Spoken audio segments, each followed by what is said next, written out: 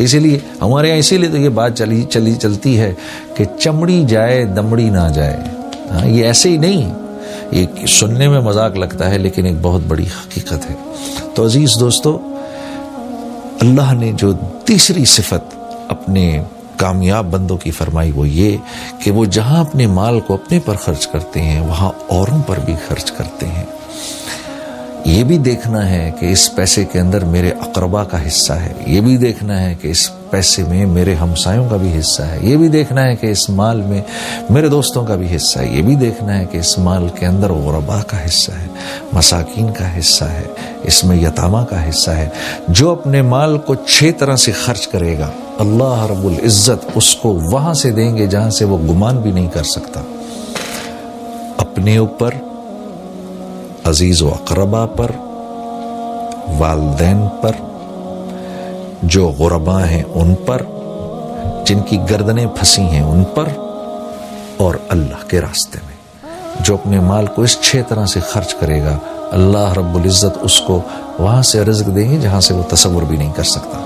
والذین هم لفروجہم حافظون، اور وہ حیا کے پیکر ہوتے ہیں، بے حیائی کی کسی کام کو نہیں کرتے، ان کی آنکھ ادھر ادھر نہیں پھرتی، ان کے کان فضول بکواس نہیں سنتے، ان کی زبان سے کوئی بے حیائی کا جملہ نہیں نکلتا، ان کا دماغ کوئی بے حیائی کی بات نہیں سوچتا. کوئی نامحرم سامنے آئے اسی وقت آپ نے نظریں جھکا لیں، اللہ کے نبی صلی اللہ علیہ وسلم کے ارشاد کے مطابق اسی لمحے تیرے پچھلے سارے گناہ معاف ہو جائیں گے. ہاں، اور اللہ رب العزت ایمان کی ایسی حلاوت نصیب فرمائے گا دل کے اندر کہ جب آپ نماز میں کھڑے ہوں گے تو اس حلاوت کو محسوس کریں گے. دل کو 4 راستے جاتے ہیں، نظر سے، کان سے، زبان سے اور دماغ سے. یہ 4 پائپ لائنیں دل کے اندر جا رہی ہیں. ان میں سے کسی ایک پائپ لائن کے اندر گندا پانی گیا تو سارے دل کے اندر گند اور بدبو اور تعفن پھیل جائے گا. پھر یہ جب نماز میں تو دل ہی نہیں لگے گا، قرآن دیکھنے کو تو دل ہی نہیں لگے گا، اللہ کی بات سننے کو تو دل ہی نہیں لگے گا، سچ بولنے کو دل ہی نہیں کرے گا. تو یعنی وہ کوئی ایسا کام نہیں کرے گا جس پر دل پر بوجھ آئے، وہ کوئی ایسا کام نہیں کرے گا جس پر نفس پر بوجھ آئے. ہاں، اگر جھوٹ بولنے سے نفس پر بوجھ آ رہا ہے تو بول دے گا، نماز پڑھنے سے نفس پر بوجھ آ رہا ہے نماز چھوڑ دے گا، کیونکہ 4 لائنوں میں سے ایک لائن سے گندا پانی جا رہا ہے، دل اندر سے گندا ہے. جب دل منور ہوتا ہے، صاف ستھرا ہو جاتا ہے، تو پھر بے حیائی کا کوئی کام نہیں کیا جاتا. میرے دوستوں، اللہ رب العزت مومنین کی یہ تعریف فرما رہے ہیں کہ یہ اپنی شرمگاہوں کی حفاظت کرتے ہیں. ہاں، اللہ نے جن کے ساتھ اجازت دی ہے، اپنی بیوی کے ساتھ اللہ رب العزت نے اجازت دی ہے، تو اس میں کوئی پکڑ تکڑ نہیں ہے، کوئی ایسی بات نہیں ہے. لیکن اس کے علاوہ یہ کوئی بے حیائی کا کام نہیں کرتے. والذین هم لاماناتهم وعہدهم راعون. اب ذرا مشکل ہوتی جا رہی ہے بات، پرچہ تھوڑا مشکل ہے، ڈیفیکلٹ کوشچنز آگے آ گئے ہیں. والذین هم لاماناتهم وعہدهم راعون. جب کوئی امانت ان کو دی جاتی ہے وہ اس امانت میں خیانت نہیں کرتے. مثال کے طور پہ کوئی ذمہ داری آپ کو دی گئی ہے، آپ کسی علاقے کے میئر ہیں، یا آپ کو کسی علاقے کے ناظم ہیں، یا آپ کو کوئی کسی علاقے کے منسٹر ہیں، آپ کو پیسہ دیا گیا ہے کہ یہ پیسہ یہاں خرچ ہوگا، اس کی ایک ایک پائی آپ نے وہاں خرچ کی، اس کو امانت سمجھا. جب لوگ امانتوں کو ہڑپ کرنے لگیں گے تو پھر ایسی آفات اور آندھیاں آئیں گی. میرے عزیز دوستو، یہ میں نہیں کہہ رہا، یہ اللہ کے نبی کا ارشاد ہے. ہاں، پھر جس قوم میں امانت ہڑپ کی جاتی ہے وہ قوم اس کے دشمنوں کے حوالے کر دی جاتی ہے، جو ان کے گھروں میں گھس کے ان کے مالوں کو لوٹتے ہیں. ہاں، اور لِأَمَانَاتِهِمْ وَعَهْدِهِمْ رَاعُونَ. جب وہ اپنی زبان سے کسی بات کو کہتے ہیں تو اس کو پورا کرتے ہیں، اپنے عہد کو پورا کرتے ہیں. میرے عزیز دوستو، ایک چیز جو میں نے بہت نوٹ کی ہے، جو بڑے دکھ سے اور تکلیف سے میں آپ کے سامنے عرض کرنا چاہتا ہوں، کہ جب آپ ویسٹرن کنٹریز میں کبھی جائیں، آپ یقین کریے ان کے ہاں سب سے بڑا جرم جھوٹ بولنا ہے، جس کے بارے میں میرے نبی نے فرمایا کہ مسلمان بخیل تو ہو سکتا ہے، مسلمان بزدل بھی ہو سکتا ہے، لیکن مسلمان جھوٹ نہیں بول سکتا۔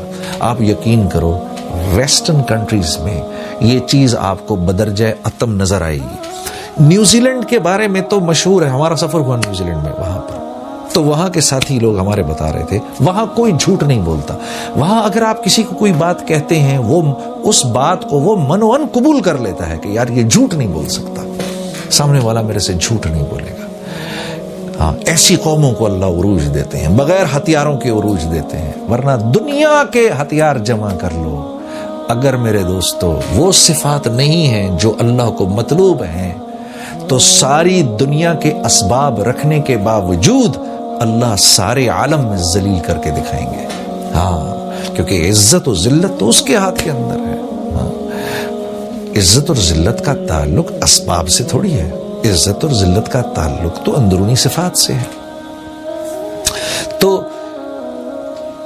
اللہ رب العزت فرما رہے ہیں کہ مومنین نہ تو امانتوں کو ہڑپ کرتے ہیں منسٹر، ناظم یا گورنر بننے کے بعد، نہ وہ ان کو ہڑپ کرتے ہیں، یہ ان کو ان کی جگہ پر پہنچاتے ہیں، اور نہ اپنے بول سے پھرتے ہیں، جب ایک بات کر دی تو اس پر قائم رہتے ہیں۔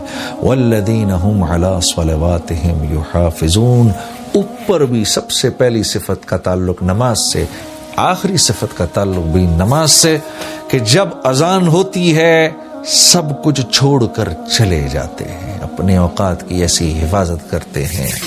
والذین هم علی صلواتہم یحافظون، سبحان اللہ، وہ اپنی نمازوں کے اوقات کی حفاظت بھی کرتے ہیں۔ خشوع اور خضوع سب سے پہلے ذکر فرمایا، سب سے آخر میں دوبارہ نماز کا دوبارہ ذکر فرمایا۔ ہاں، اوپر بھی نماز نیچے بھی نماز، ساری صفات ان کے بیچ میں کہ یہ اپنے نماز کے اوقات کی بھی حفاظت کرتے ہیں۔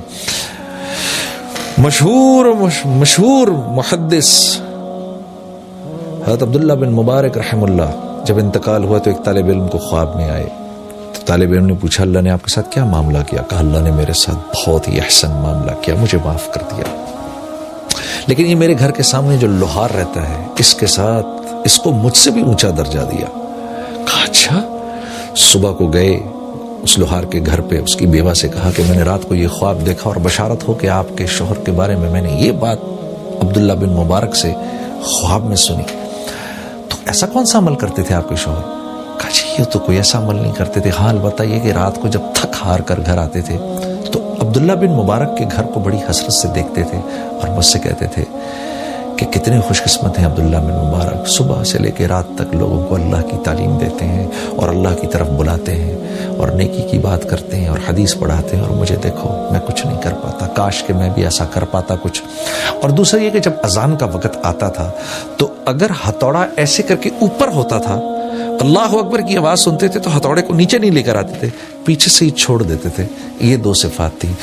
تو ان طالب علم نے کہا واللہ یہ دو صفات آپ کی اللہ کے ہاں ایسی پسند آئیں، ایک تو اس آدمی کو اچھی نظر سے دیکھنا جو اللہ کے دین کا کام کر رہا ہو، ہاں اس کے لیے دعائیں کرنا، شاید اللہ کے ہاں انسان کو اسی مقام پر پہنچا دیتا ہے جس مقام پر وہ اللہ والا کام کر رہا ہو، اور دوسرے نماز کے اوقات کی حفاظت اتنی سختی سے کرنا کہ ہتھوڑا اوپر ہے، اذان کی آواز سنی تو یہیں سے اس کو چھوڑ دیا۔